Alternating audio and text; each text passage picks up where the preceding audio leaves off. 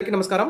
EPFO ఉద్యోగులు పెన్షన్లకు సంబంధించి ప్రతి అప్డేట్, ప్రతి సమస్య పట్ల సపోర్టివ్‌గా వీడియోస్ అయితే వస్తాయి. మన ఛానెల్‌లో ఈపీఎఫ్ఓ ఉద్యోగులకు సంబంధించి మినిమమ్ పెన్షన్ గాని, ఇతర అనేక సమస్యల మీద పోరాటాలకు సపోర్ట్‌గా మన ఛానెల్‌లో వీడియోస్ అయితే వస్తాయి. తప్పకుండా సబ్స్క్రైబ్ చేసుకోండి. వీడియోస్ మాత్రం లైక్ చేస్తూ ఉండండి. ఇక వీడియోలోకెళ్తే ప్రస్తుతానికైతే ఈపీఎఫ్ఓకి ఏటీఎం సదుపాయం కల్పిస్తుంది కేంద్ర ప్రభుత్వం. ఇదొక గుడ్ న్యూస్ అని చెప్పుకోవచ్చు. ఈపీఎఫ్ఓ చందాదారులకు త్వరలో ఏటీఎం విత్‌డ్రాయల్ సౌకర్యం అయితే అందుబాటులోకి రానుంది. వచ్చే ఏడాది జనవరి నుంచి ఈపీఎఫ్ఓ ఈ సదుపాయాన్ని ప్రవేశపెట్టబోతోంది. Central board of trustee (CBT) సమావేశంలో ఇందుకు సంబంధించి ఫైనల్ నిర్ణయం తీసుకోనున్నారు. అక్టోబర్ 2వ వారంలో ఈ సమావేశం అయితే జరగనుంది. సంబంధిత వర్గాలైతే వెల్లడించాయి. వాస్తవానికి ఈ ఏడాది జూన్ నుంచే ఈ ఏటీఎం విత్‌డ్రా అమల్లోకి తేనున్నట్లు కార్మిక శాఖ ప్రకటించింది. కానీ దీనికి అవసరమైన ఐటీ ఇన్ఫ్రాస్ట్రక్చర్‌ను కూడా సిద్ధం చేసింది. అయితే విత్‌డ్రాయల్ పరిమితి గురించి బోర్డ్ ఆఫ్ ట్రస్టీల సమావేశంలో చర్చించాల్సి ఉంది.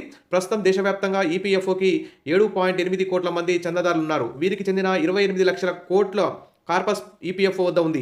అయితే అత్యవసర సమయాల్లో వ్యక్తులు, ఉద్యోగులు పెన్షన్లు గాని, నగదు అవసరాలు తీసుకోవడానికి, మరి పీఎఫ్ మొత్తాలను ఉపసంహరించుకోవడానికి వెసులుబాటు కల్పించాలని కేంద్ర ప్రభుత్వం అయితే సంకల్పించింది. ఇదొక గుడ్ న్యూస్ అని చెప్పుకోవచ్చు. ఇక 2026 జనవరి నుంచి ఈపీఎఫ్ఓ ఉద్యోగులందరూ తమ యొక్క సొమ్ముని ఏటీఎం ద్వారానే పీఎఫ్ మొత్తం విత్‌డ్రా చేసుకోవచ్చు. అక్టోబర్ 2వ వారంలో జరిగే సీబీటీ మీటింగ్లో కీలక నిర్ణయం తీసుకునే అవకాశం ఉంది.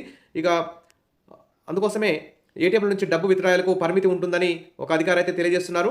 ఇది ఎందుకంటే వారు దాచిపెట్టుకున్న డబ్బును వారికి అవసరాలకు ఇవ్వకపోతే ప్రభుత్వం వేస్ట్. కాబట్టి ఫస్ట్ అయితే వారికి భారీ మొత్తంలో పరిమితి లేకుండా ఈపీఎఫ్ఓ డబ్బులు విత్‌డ్రా చేసుకునే విధంగా వెసులుబాటు అయితే కల్పించాలి.